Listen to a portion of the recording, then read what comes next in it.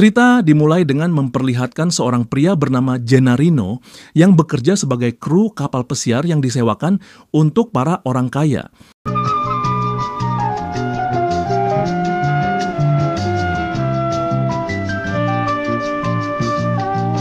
Suatu ketika kapal mereka disewa oleh seorang wanita sombong yang bernama Raffaella, di mana Raffaella ini sangat dimanja oleh suaminya dan dirinya sama sekali tidak peduli kepada perasaan orang lain.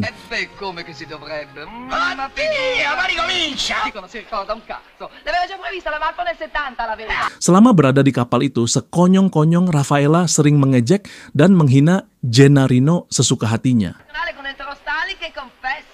E per penitenza vi dà 3 la padella della merda. Figurarsi. No, dico, non sarà che una di queste notti in un raptus ci uccide? Sappia, Gennarino, che Brezhnev, anche lui... Grazie, no, il caffè me lo fate fresco, vero? Meridionali, vero? Spaghetti sono scotti. Ma dico io, ma perché li avete fatti scuocere? Non dispiace. Ti dispiace? Beh, sarà la fame, ma per me sono buonissimi, sa? Va bene, allora buon appetito a tutti. Semakin lama wanita itu membuat Gennarino semakin jengkel. Namun dirinya yang sangat membutuhkan uang hanya bisa terdiam. Il caffè, signor. Grazie.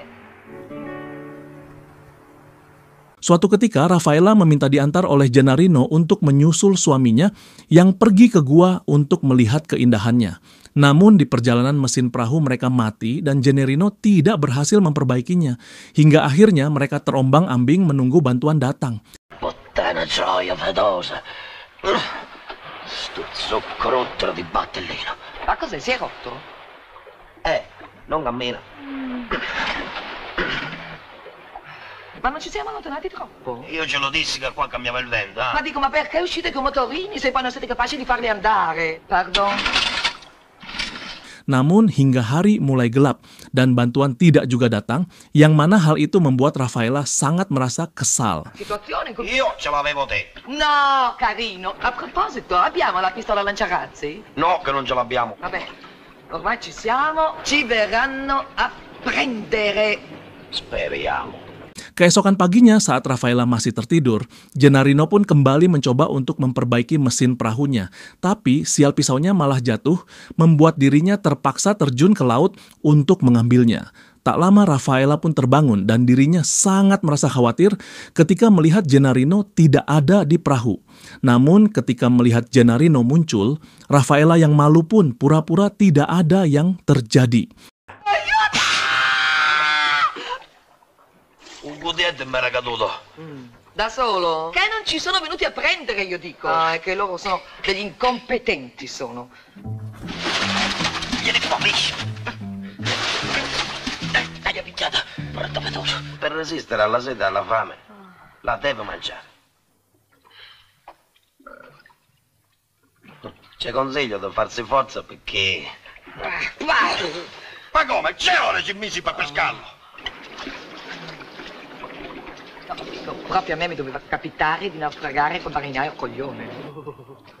Cosa facciamo se non ci trovano domani? Setelah beberapa hari terombang-ambing di lautan tanpa arah, akhirnya Raffaella melihat sebuah pulau di dekat mereka dan dirinya pun menyuruh Gennarino untuk mengarahkan perahunya ke pulau tersebut. Ai. Aiuto! Arrivo! Oh. Faccia attenzione, signora, che il terreno è un poco accidentato. Preferisco venirci anch'io, carino. Namun setelah memeriksanya di sekitar, Gennarino menyadari bahwa ternyata pulau ini tak berpenghuni. Trattasi di isolotto, deserto. Ma come deserto, scusi! Cosa, signora? Ma perché fa così? Io non sono mica un ragazzo. Di sini Gennarino masih berniat membantu Raffaella. Namun Raffaella malah menuduh bahwa Gennarino sengaja merusak mesin perahunya agar mereka terdampar di pulau ini. Mendengar itu, Gennarino yang memang tidak bersalah pun tidak terima dan tidak bisa lagi menahan emosinya. Faccio quello che sacata cazzo mi pare. Gioia. Capone maleducato quello lì. Lo metto a posto io appena torniamo. Zoccola. Puttana maiala. Stronzo! Uno stronzonissimo! Akhirnya Gennarino yang emosinya memuncak langsung meninggalkan Raffaella dan dirinya menemukan sebuah pondok bekas milik nelayan. Ah, tu ci sei. Vedo da pesce. Beberapa saat kemudian, Raffaella mulai kewalahan, sementara Gennarino dirinya sangat cepat beradaptasi di pulau itu. Terlihat dirinya berhasil mendapatkan lobster.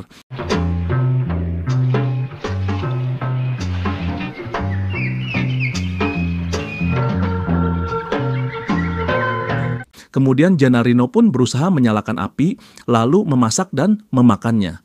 Membuat Raffaella sangat merasa kesal, karena Gennarino tidak membagi makanan itu kepadanya. Sementara Gennarino merasa puas, karena akhirnya dirinya bisa membalaskan dendam pada wanita sombong itu. Venda quel pesce. Quanto vuole per quel pesce? Ce lo pago, $500.000, carogna! Questo pesce non lo vendo. Di pulau terpencil ini, uang Raffaella tidak berarti. Kemudian Gennarino pun menyuruh Raffaella untuk mencuci pakaiannya, dan Raffaella pun terpaksa menurut demi untuk mendapatkan makanan karena dirinya sudah sangat kelaparan. Mi sento male, mi sento. Mi dia quel pesce, su. Ecco tuo pesce. Ma dov'è che va adesso? Senta, guardi, mi aspetti, mi sono anche fatto male un piede Mi sono fatta male un piede, guardi! Signor Carunchio! Saat malam tiba, Gennarino pun beristirahat di pondoknya dan dirinya tega membiarkan Raffaella tidur kedinginan di luar. Porco maleducato cafone! Ecco, mi ha sentito? Oh, che... Maria, caffè... Ah! Meskipun begitu, namun Raffaella masih saja menunjukkan kesombongannya, sehingga membuat Gennarino kembali marah dan berbuat kasar kepadanya. Ma che te lo dico? Qua su quest'isola la femmina è nata per fare la serva all'uomo e non il contrario.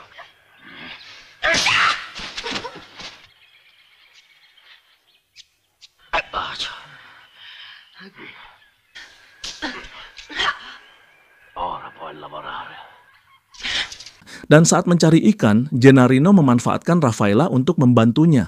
Karena sudah terbiasa dimanja, Raffaella pun bekerja sangat lambat sehingga Gennarino pun membogemnya.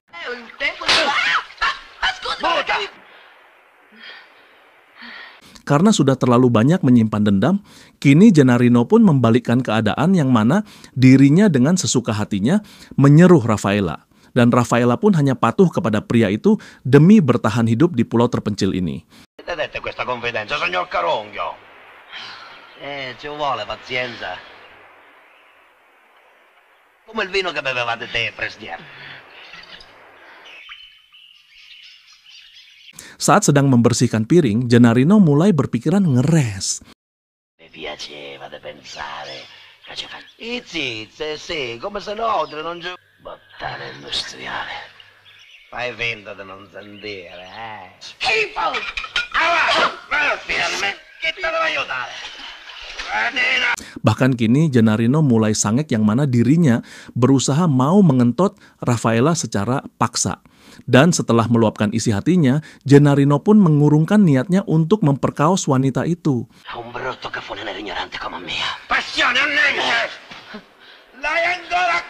Setelah mendengar perkataan Gennarino kini, Raffaella pun menyadari kesombongannya dan menyerah karena sadar bahwa dirinya sangat membutuhkan Gennarino.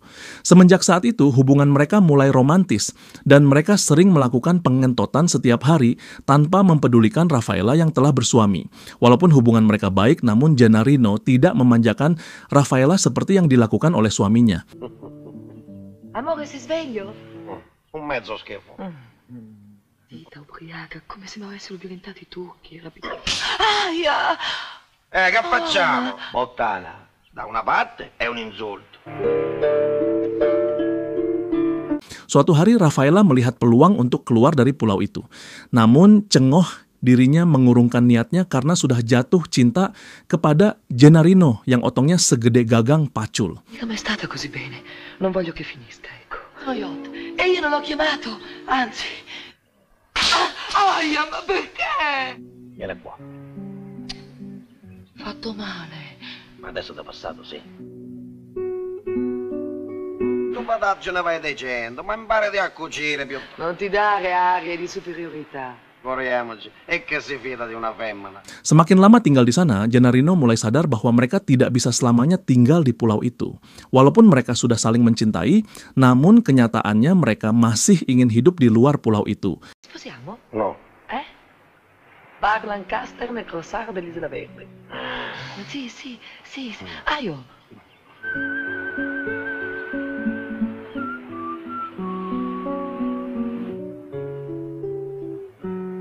Suatu hari Gennarino tak sengaja melihat kapal mereka sedang berlayar ke arah pulau itu. No, vieni amore, nascondiamoci. Anche se vengono qui ci chiudiamo croce che ci può trasformare di nuovo. Dici che mi ami, no? Voglio sapere la Ma verità. che ti importa di quello che eravamo prima? Dengan berat hati, akhirnya mereka berdua pun sepakat untuk meninggalkan pulau tersebut.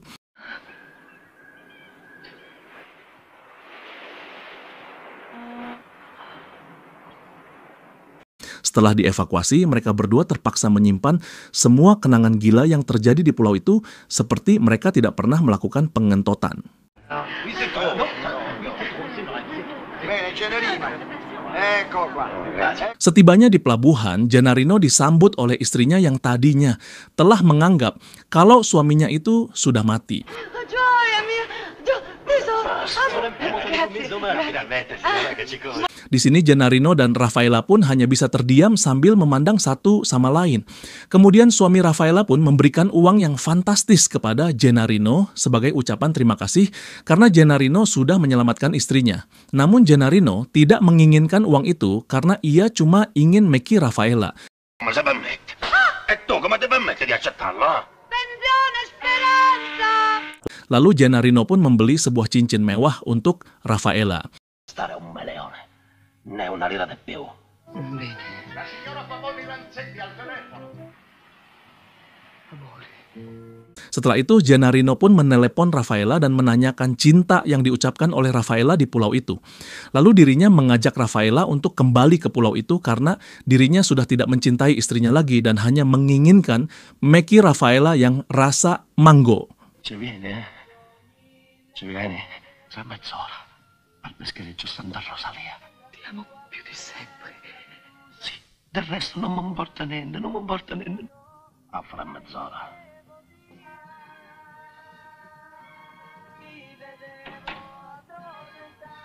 Tak lama, Raffaella pun menerima cincin dari Gennarino lewat seorang bocah yang disuruhnya. Kemudian Raffaella pun membalasnya dengan sebuah surat.